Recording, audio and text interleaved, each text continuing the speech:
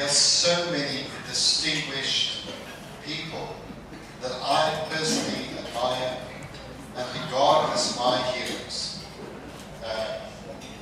You've heard from Principal Richie earlier, who remains as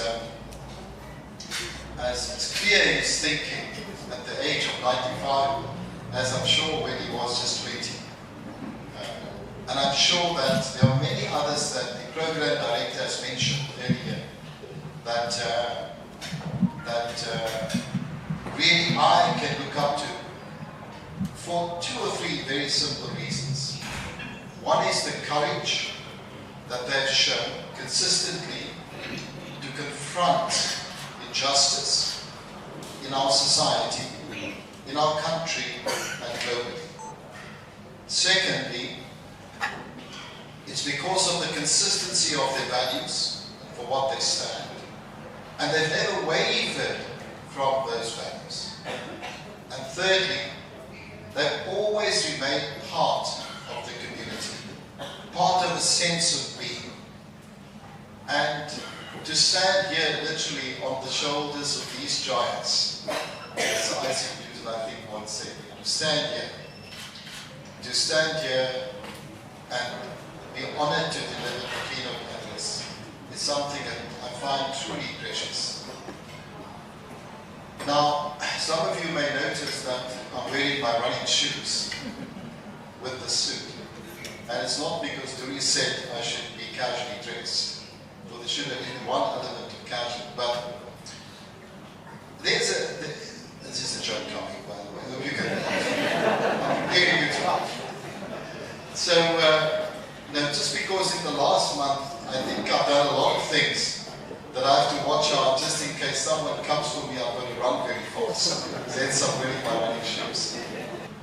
But just last week on Saturday I was up in Johannesburg and I was very honored to be at the Pan-African Bar Association's 5th annual meeting and to hear from many people such as the Chief Justice, the Judge Presidents, about the need for transformation, but not just to have a sound legal system, but to also have justice. And then 2 weeks before that, I was indeed in Moscow and the home of President Putin, and had the opportunity to engage with President Putin, and really said to him that, which is public, that I think he should seize the Mandela moment. And the Mandela moment is about making sure that we have peace in the world and making sure that the world is a better place for all of its people. And I think President Putin was very taken aback when I said to him, you can be the greatest peacemaker in the world. And everyone came to me afterwards and said that took a lot of courage to tell President Putin in his own home that he should be the peacemaker. But courage is what it's about. Courage is what we have to have. We must be fearless in our conviction to create a better society and to have social justice. I'm almost embarrassed by the request from Dewey to speak about the following topics, but because I'm his guest, I have to honor his request. He's asked me to speak a little bit about BRICS, media, and I think my visit to Moscow recently, and then a little bit about my own education. But I must start off by telling you that I am really honored to be at an occasion which honors those that gave me the leg up in life. And it is so wonderful, and I congratulate each and every one of the recipients that will receive the award today, and those that have received the award in the past. Because to be honored as a teacher is one of the greatest gifts I believe that community can give back. It's an acknowledgement of your incredible commitment towards young people and our society. So I'm honored to be at a function honoring you. As I was sitting there coming to the venue, I reflected on the road. I reflected on what binds us all. And it's Imam Harun Road. And the values that he stood for. He sacrificed his life. And I'm so glad that there's justice, and I'm so glad that our media was able to put it on the front pages every single time. But I also saw those values pass on, in a way passing on the baton. I saw a young woman, forgive me for not remembering her name, the two women that read out beautiful poems. But one poem in particular I found affinity with. And that was the poem by James Matthews. Because you would recall that James Matthews had a book published, a poetry book, which was banned. It was called Black Voices. Great. That's it. No, not great. That's the one. Exactly. Black Voices Sharp. And I remember reading that as a young student. Just part of my own sort of activism in training, so to speak. It was so wonderful to hear that. And I'm talking about these common values. I wasn't a very good madrasa student, I'm going to admit that now. But part of my education was going to stepmotherhood at a time when, there was a different narrative about how Islam and religion should be understood. And I remember while people like Surve, Yusuf, of course, the late Ahmad Qasim.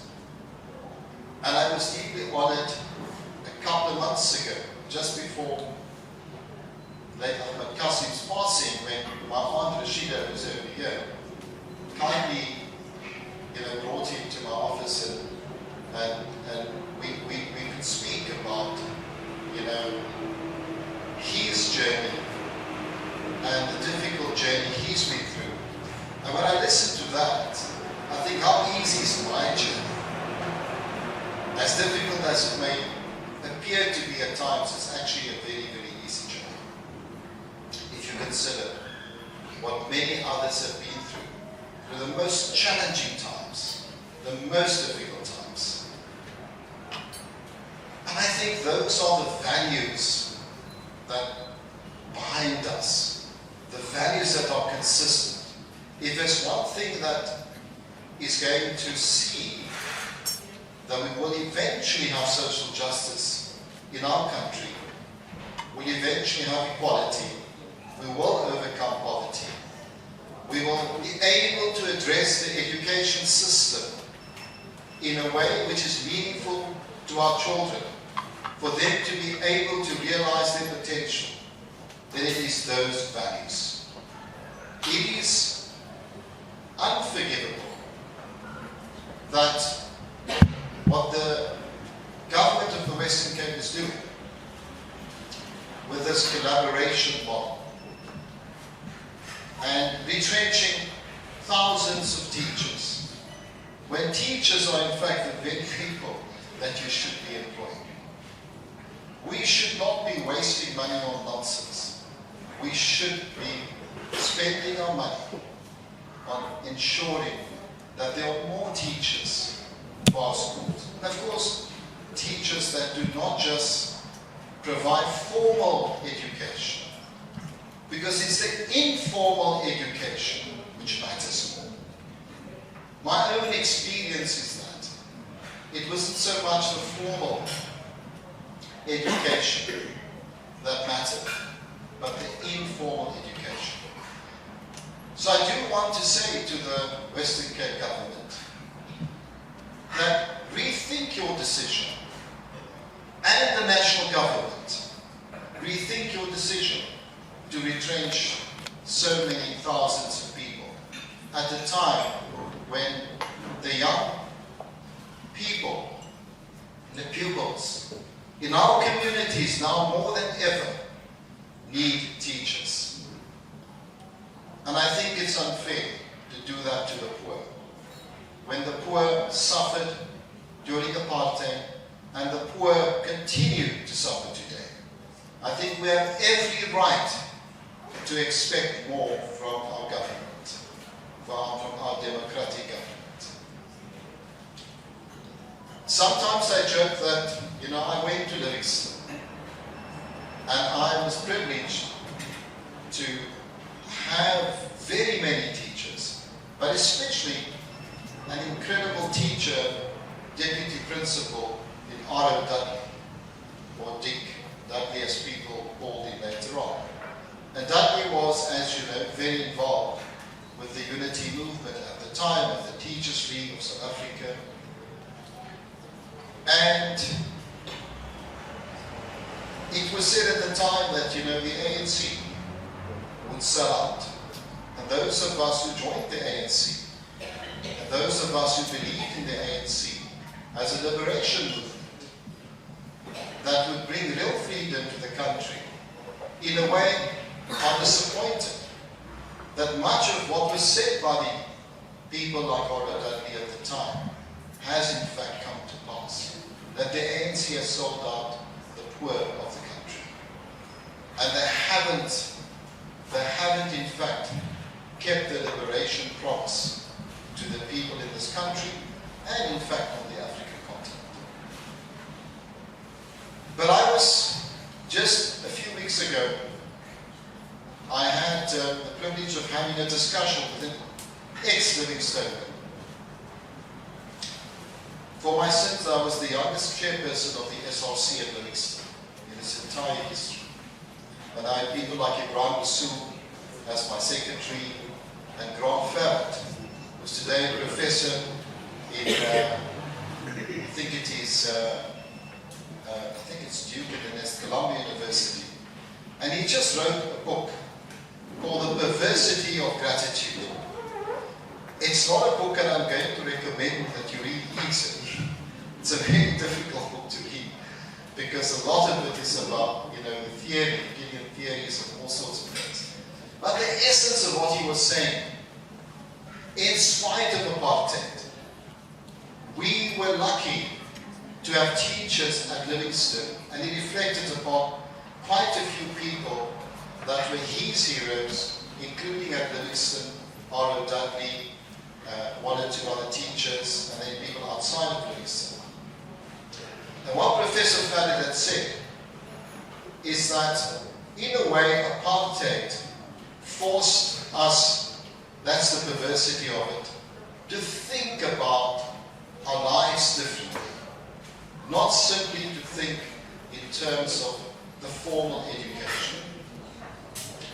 And I don't necessarily agree with everything that's in his book, because I think he stretched the Gillian theory a little bit too much, but in my view, he's making a valid point.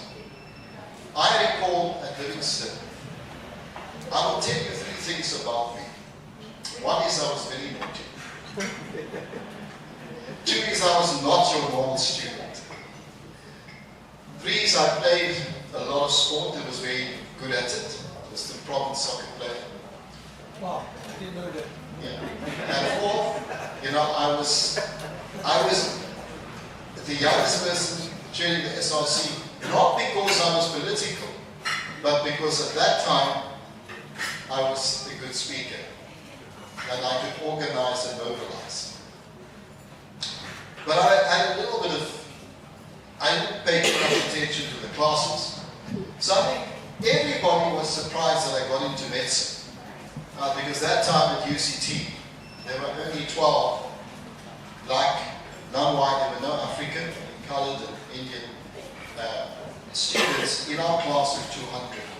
And you will recall we had to get special permission from the minister of the old apartheid education system to study at UCT. I think I was even more surprised that I got into UCT than anyone else was. But the point about is this, that the few occasions I received the prize at Livingston for mathematics. What were the books that I was given as a prize? Well, the one book, I don't know if it's the right thing to give a grade 10-year-old or standard 8-year-old, was Richard Turner's The Eye of the Needle. Now, I don't even know, when I read that book at the time, whether I understood 1/10 of the book, or the meaning of Richard Turner. Was an academic activist that was assassinated in Durban. Today, when I reread the book, and the front is the prize, sticker with the prize, etc., Alex, and I reread the book of Richard Turner, and I think, wow, it was really forward-thinking to have given me this book, even though the prize was for mathematics. Then there was another book, also a prize, and so it went on, but this one was The Age of Capital by Hobsbawm. I don't know if you've ever read The Age of Capital, it's so thick. And it's a good book to read. But in a way, my teachers at Livingston, I don't know who chose the books for the prizes, but the teachers at Livingston were not giving me books about mathematics or non-fiction, or fiction, sorry, but they were giving me books that had a direct political impact on the economy and things like that. And in so doing, they were saying to me, on the one hand, there's the education, your formal education, your maths, your biology, your physics, your English, your Afrikaans that I failed, etc. And then there's this bit. And we're going to give you prizes, which is to broaden your understanding of the world. And today I can say, yes, you are correct, that I chaired the BRICS Business Council. I got South Africa into the BRICS because of the position paper I wrote for the president at the time. And I really believe that our future as a country is with the global South, or the global majority. Our future must be consistently going with the values of the non-aligned movement, not East or West, and charting our own future, but with the values of what we call the global South. So for me, I see my journey into BRICS, into other multilateral forums, as continuing that journey to articulate, to be at the table, to make sure that our messages of the people of the global South is clearly heard. The global South is the majority of the world's population today. And it's no longer on the periphery. BRICS and BRICS Plus, the 10 countries, and by 2030, there should be altogether at least 30 countries which will be called BRICS partners joining the BRICS grouping, and they will make up more than 50% of the global GDP. And I think it's important that we understand the direction that we need to go as a country. A few days ago, and I'll share this with you,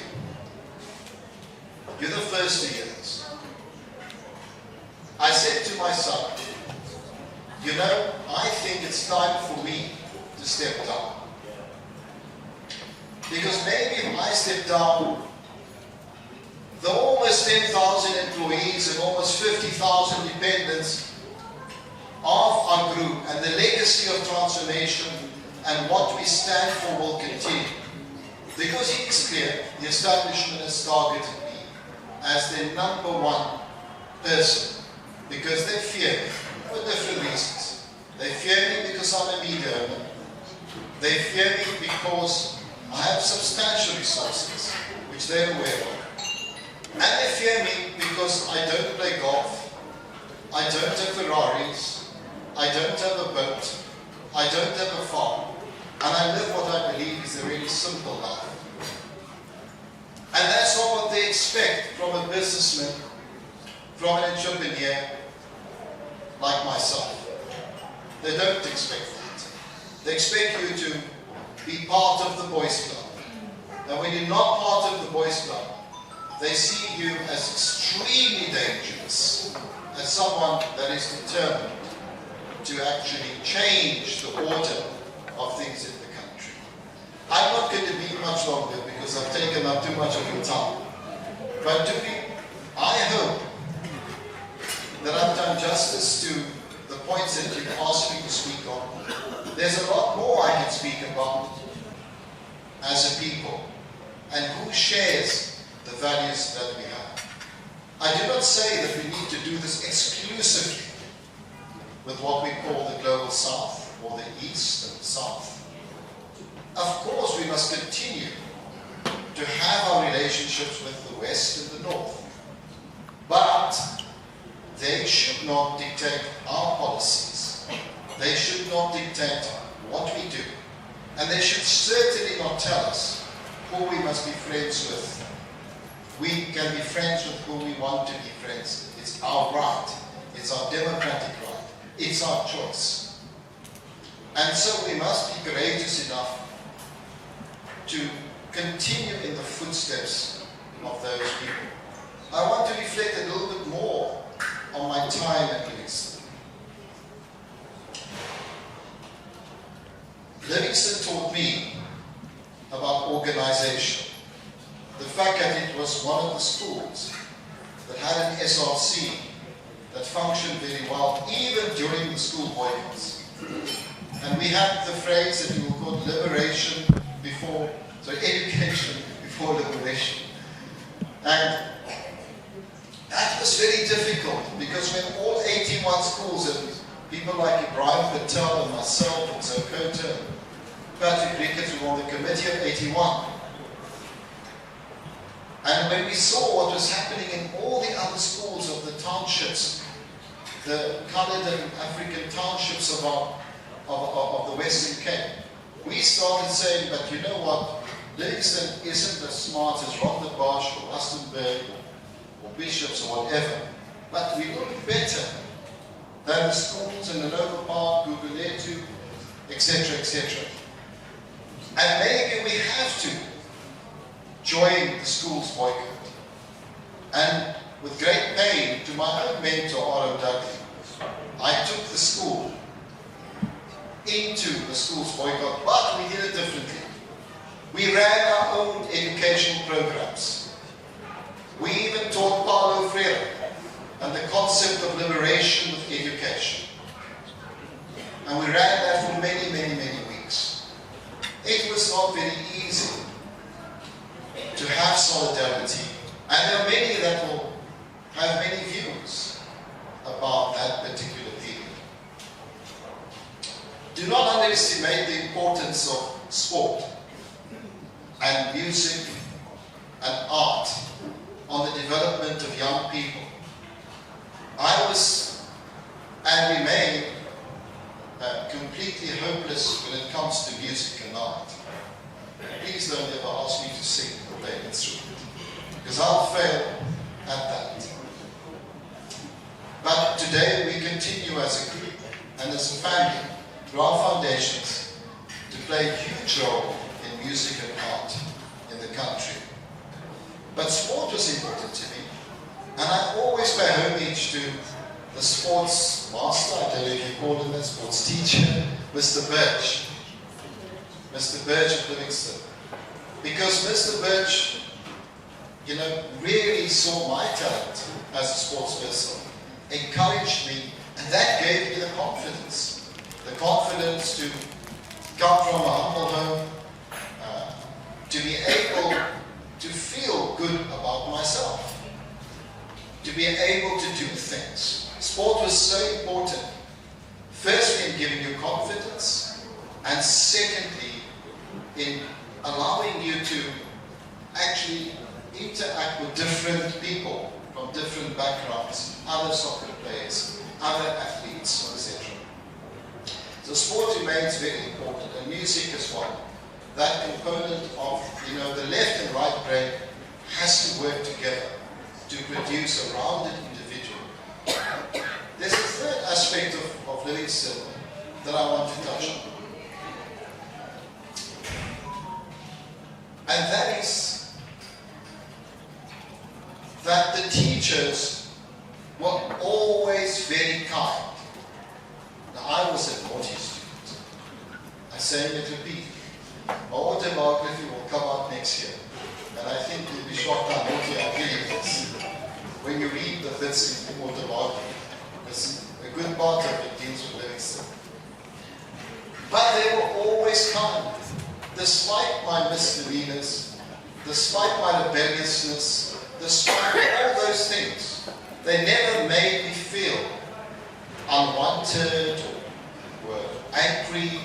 They were incredibly kind.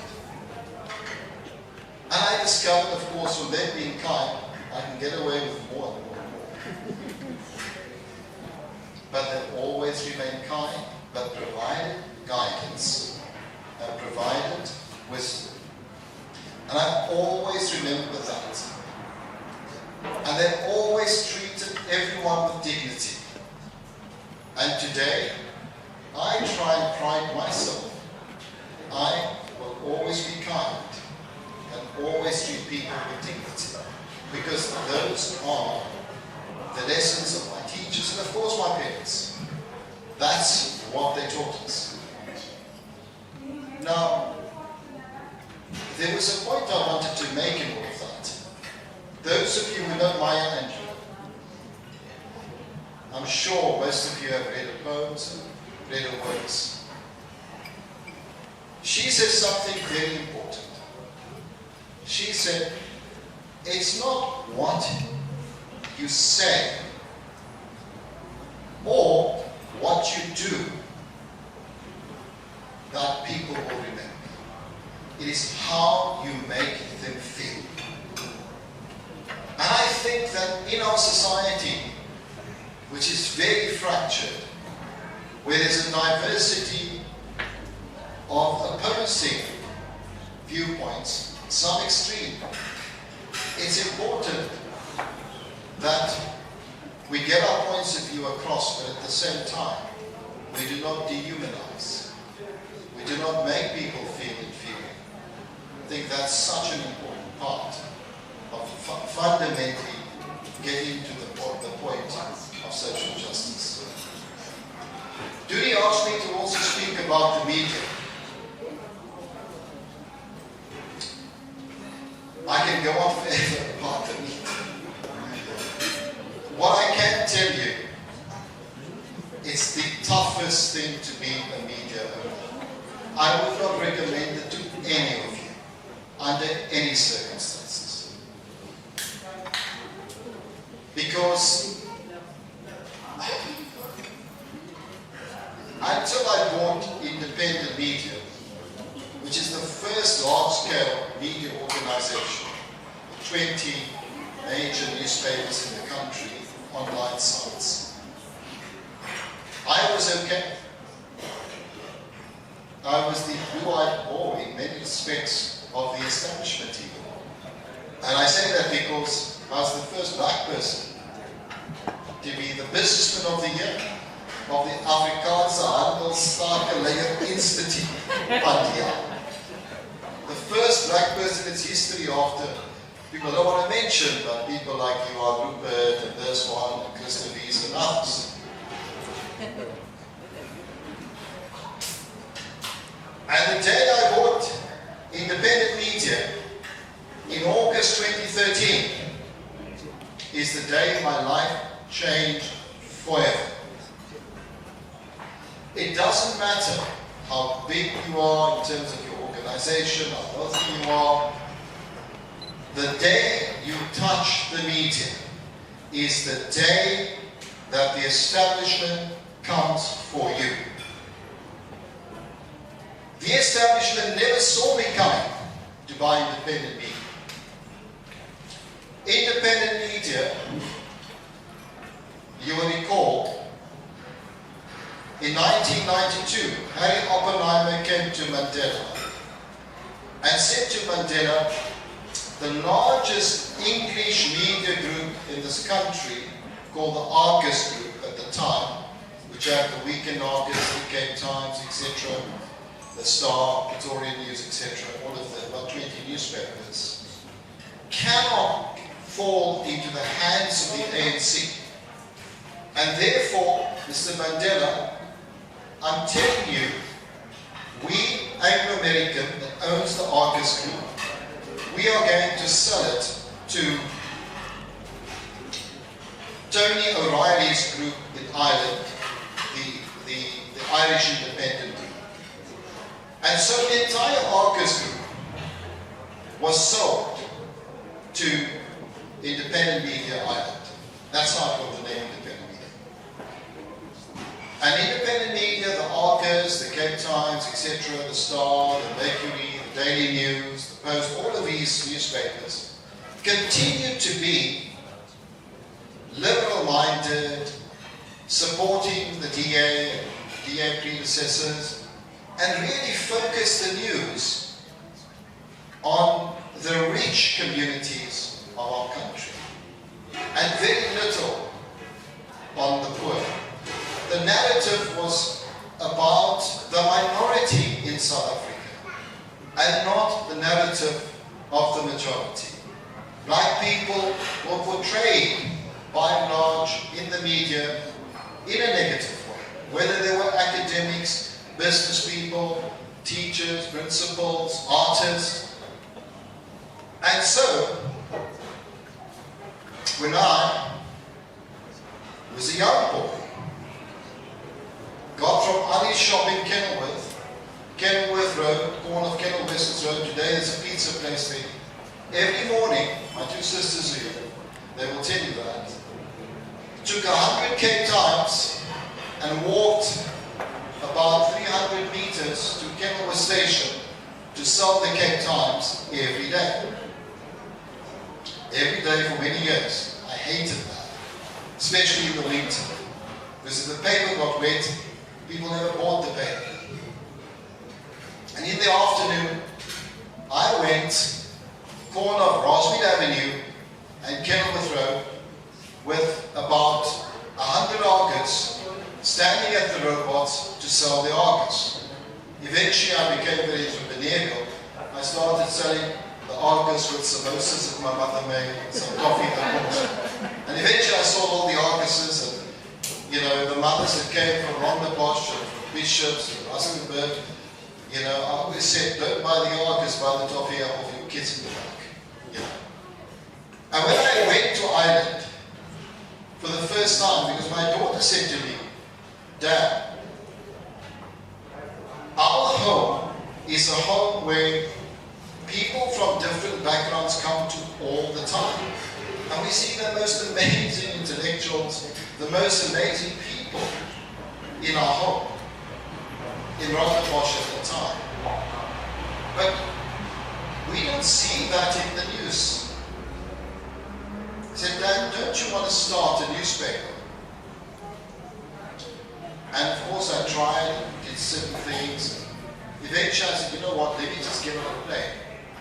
And I jumped on the plane, got to Dublin, and went to see the CEO and chairman of the Independent Media Group in Ireland, which was one hell of a big group. Globally, Australia, US, Ireland, South Africa, etc. Headed by, at the time, Tony O'Reilly, and then the big shareholder was Dennis O'Brien. When I got there, I thought these guys thought I was crazy. I said to them, I'd like to buy the Cape Times. My ambition was very limited, just to the Cape Times. And They took me out for lunch and very politely said to me, you know, go and get stuffed. And I went back home.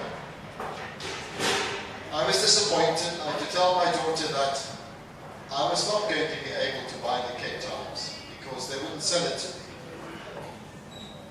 I thought about it, and I thought about it, and I did a watching brief on Independent Media Ireland, and I watched how their difficulties financially, because they took on enormous debt globally. And then I went back again, about 6 months later, and I said to them, I remember, I forgot his name now, Vincent. Vincent was the CEO. I said, Vincent Crowley, Mr. Crowley, I was here 6 months ago to buy one newspaper from you, the Cape Times. I think you were very insulted by my offer because it was only one newspaper.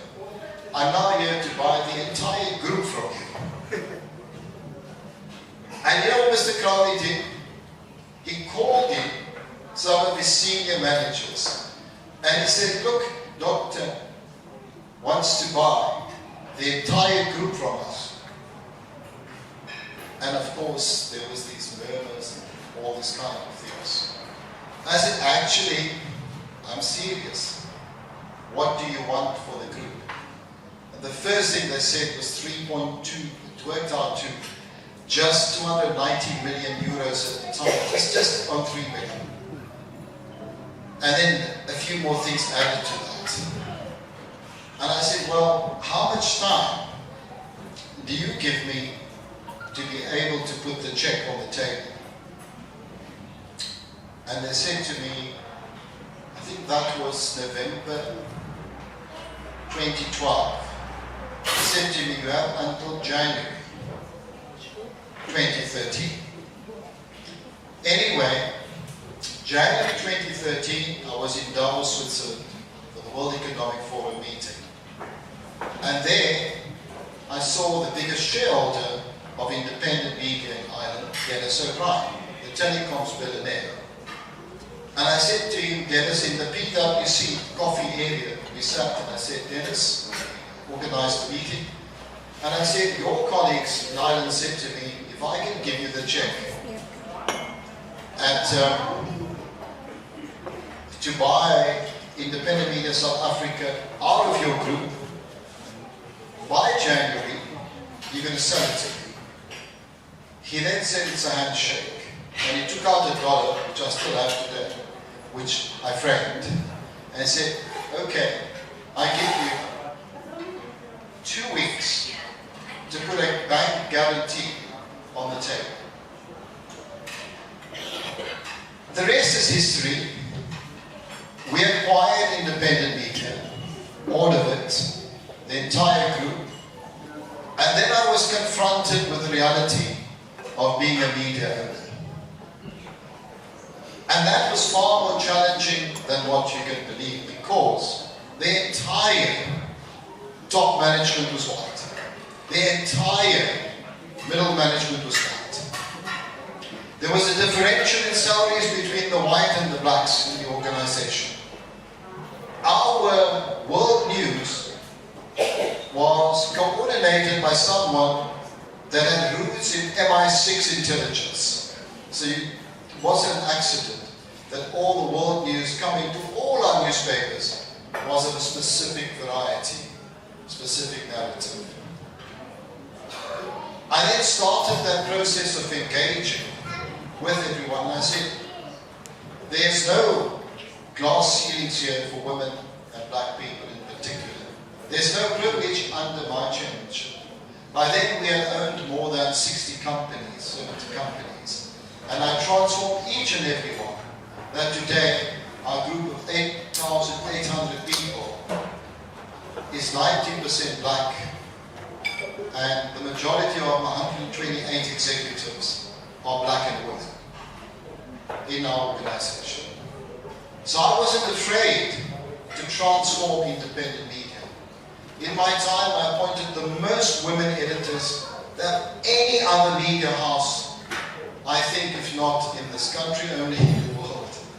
I appointed the most transformed, not just black, but progressive thinking that understood the requirement for social justice and to give a perspective of the world which is trending towards equality, overcoming poverty and justice.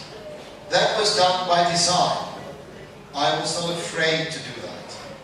When I did that, many of the privileged left independent media and claimed that I was purging the organization at once. Now let me place it on record. I'm a non-racialist. I don't believe in this nonsense of skin cutting. I firmly believe that we're all the same, biologically, in every other way. What determines who you are is your attitude, your courage, and whether you treat people with respect and dignity. Not your color, your religion, your wealth, or anything like that. So this journey